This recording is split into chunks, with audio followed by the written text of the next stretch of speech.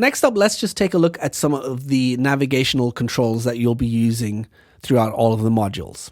So if we go into Ableton Live, let's go up here to the top right-hand corner to select Arrangement View, which is the view that we'll be creating our songs in at the end of the day. And we have the tap tempo. So for instance, if you want to start creating a beat, you can just tap this 4 times in the tempo of the beat. So I can just go 1, 2, 3, 4. And you can see now it's calculated this to be 94.54 BPM. This right here is the time signature. So right now we're in 4/4, but you know, if I want to write a song in 5/4, I just click in here, type in a 5, and now the whole track is in 5/4. Just redo that, put it back on 4/4. Then up here we have the metronome, which is very important. So if I just click in this little sidebar here, you can see we can have different count-ins for when we record. You can have none, 1 bar, 2 bars, or 4 bars. Then there's different sounds of the click.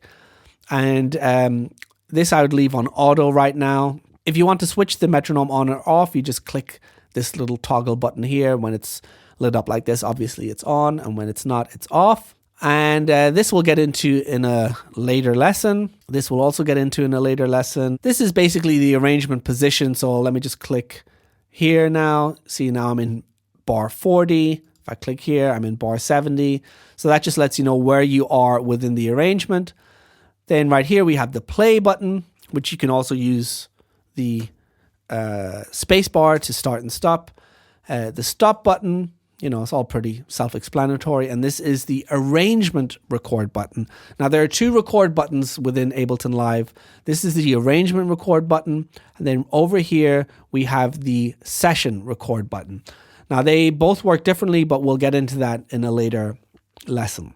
We have a couple of other buttons here that we won't get into right now. They don't really have anything to do with navigation. And that's really it for the moment. Everything else that we see here that we'll be using in the course, I will explain as we start using it in the other modules.